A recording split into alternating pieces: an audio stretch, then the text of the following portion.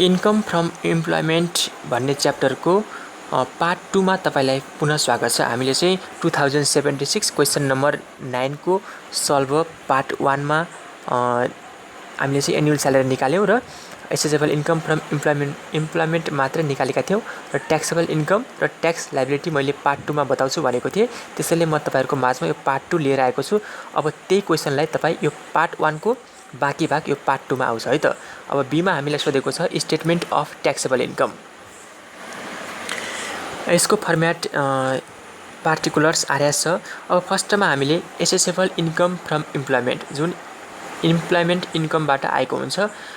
हाम्रो कति आएको थियो पार्ट 1 मा हाम्रो एसेसेबल इन्कम फ्रम इम्प्लोइमेन्ट आएको थियो हाम्रो 9,26,200। त्यसैले मैले यहाँ चाहिँ 9,26,200 राखेको छु है त। त्यसपछि हामीले राख्नुपर्छ फेरि accessible income from business and investment. Business र इन्भेस्टमेन्टको कुनै पनि इन्कम नभएको कारणले मैले यहाँ चाहिँ नील राखेको छु। यसलाई जोड्नु भयो भने के आउँछ टोटल एसेसेबल इन्कम। अब यो टोटल एसेसेबल इन्कम आइसके पछाडि हामीले लेस कमन डिडक्सन गर्नुपर्छ। कमन डिडक्सन भित्र दुईटा कुरा आउँछ, एउटा रिटायरमेन्ट कन्ट्रिब्युसन, एउटा डोनेसन आउँछ है त। अब रिटायरमेन्ट कन्ट्रिब्युसनको पनि रुल्स छ। म्याक्सिमम लिमिट हुन्छ 3 लाख और 1/3 of accessible income. Total assessable income कति छ 1/3 अफ 9,26,200 को कति आयो 3,08,733 और एक्चुअल रिटायरमेन्ट कन्ट्रिब्युसन यो भनेको 20% अफ एनुअल स्यालेरी है।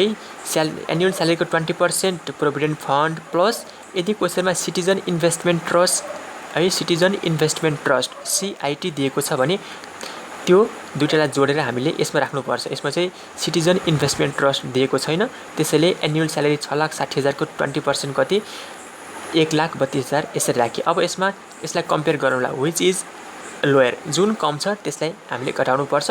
यसमा चाहिँ 1,32,000 कम छ, त्यसैले मैले 1,32,000 लाई लेसमा राखेको छु है त। अर्को हुन्छ donation.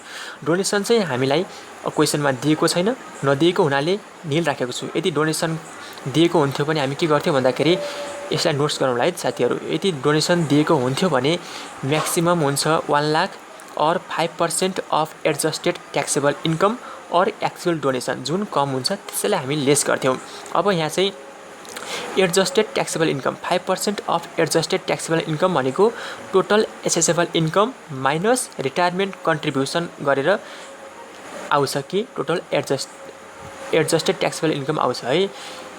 Total assessable income minus retirement contribution गर्यो भने एडजस्टेड ट्याक्सेबल इन्कम आउँछ। त्यसको 5% गरेपछि डोनेसनको लागि हुन्छ है त।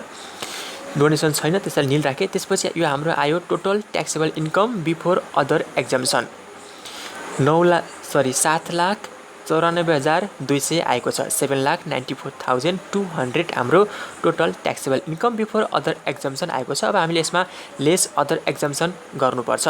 अब लेस अदर एक्जम्सनमा चाहिँ हाम्रो 6 वटा टपिक हुन्छ।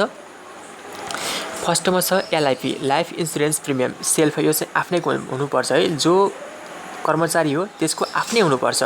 श्रीमतीको, छोराछोरीको, श्रीमान श्रीमतीको यस्तो हुनु हुँदैन। जुन कर्मचारी हो त्यसैको लाइफ इन्स्योरेन्स प्रिमियम हुनुपर्छ LIP। यो क्वेसनमा चाहिँ LIP हामीलाई दिएको छ। LIP को रुल्स हुन्छ म्याक्सिमम लिमिट 25,000 और एक्चुअल LIP कति दिएको छ हामीलाई क्वेसनमा 25,000। त्यसैले यिनलाई कम्पेयर गर्ने जुन कम छ त्यही राख्ने। अब यसमा चाहिँ दुईटै बराबर भएको हुनाले 25,000 नै राखेको छु है त। र अर्को सेकेन्डमा हुन्छ हेल्थ इन्स्योरेन्स प्रिमियम HIP। यसको हामीलाई क्वेसनमा दिएको छैन। यदि दिएको हुन्थ्यो भने रुल्स हुन्छ म्याक्सिमम 20,000 और एक्चुअल व्हिच इज लोयर, जुन कम छ त्यसलाई घटाउने। त्यसै अर्को हुन्छ रिमोट एरिया एक्जम्सन। रिमोट एरिया एक्जम्सन पनि हामीलाई दिएको छैन। यदि दिएको हुन्थ्यो भने रिमोट एरिया A को हुन्छ 50,000, B को हुन्छ 40,000, C को हुन्छ 30,000, D को हुन्छ 20,000 र E को हुन्छ 10,000। त्यो पनि हामीलाई दिएको छैन।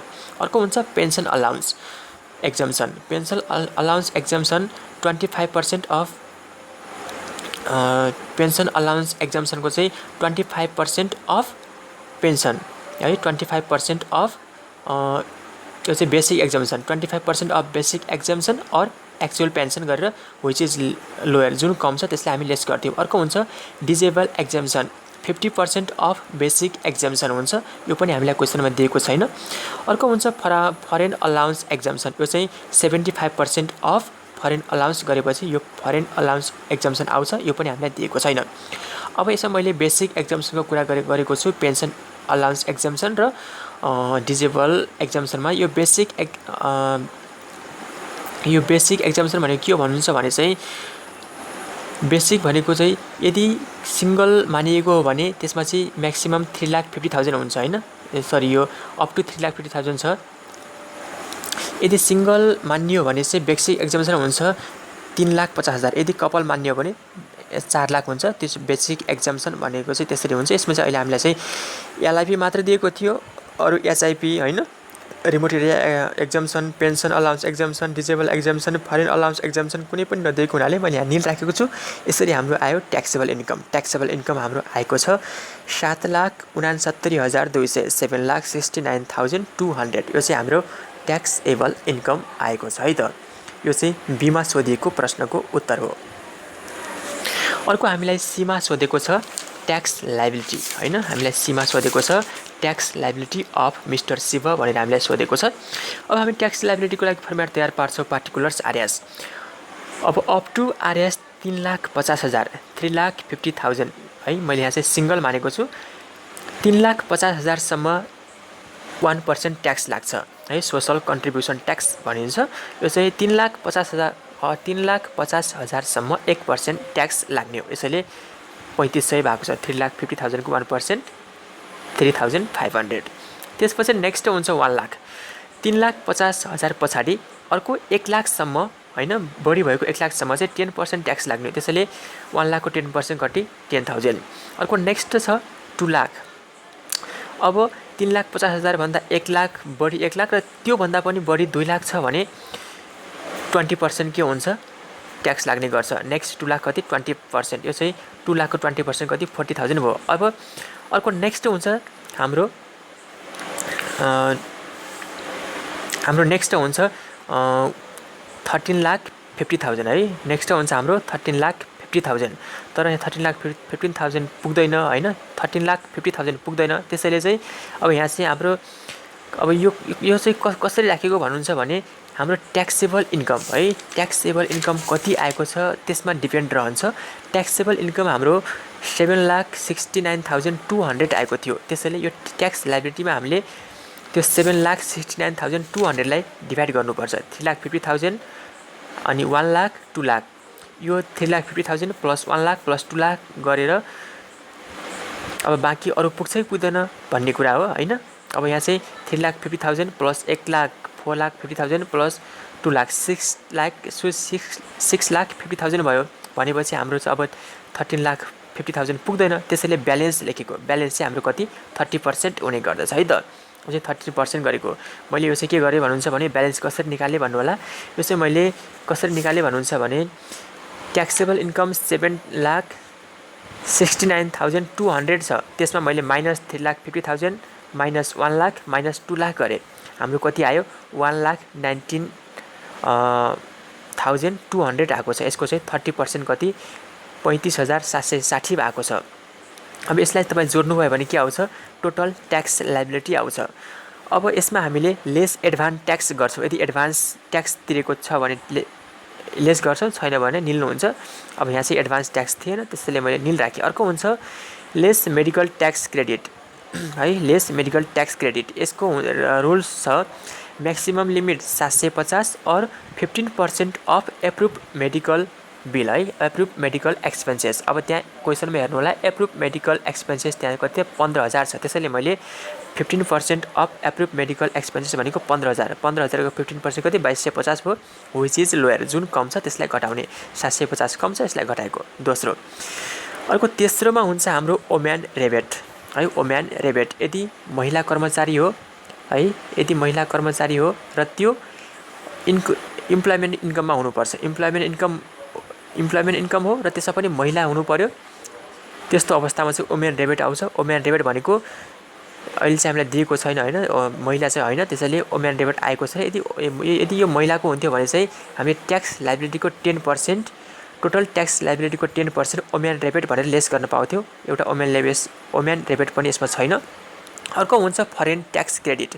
फरेन ट्याक्स क्रेडिट पनि यसमा आएको छैन, त्यसैले यसमा चाहिँ मेडिकल ट्याक्स क्रेडिट मात्रै आएको छ, त्यसैले यसलाई मैले लेस गरेँ 750 लाई। यसरी मैले टोटल ट्याक्स लाइबिलिटी 89,260 बाट 750 लेस गरिसकेर 88,510 88,510 रुपियाँ चाहिँ हाम्रो ट्याक्स पेबल आएको छ।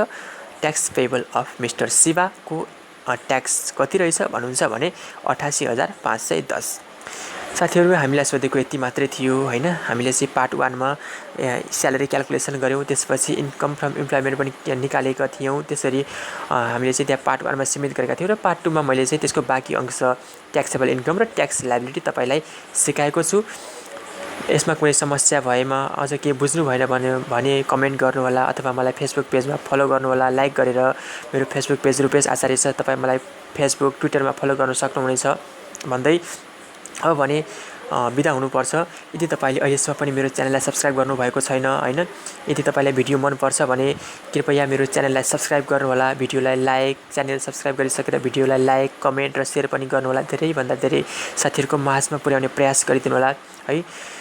तपाईको सब्स्क्राइब, तपाईको लाइक, कमेन्टले मेरो हौसला अझ बढ्नेछ र मैले पुनः अन्य थप भिडियो पनि बनाउने एउटा मलाई मोटिभेट प्रदान हुनेछ।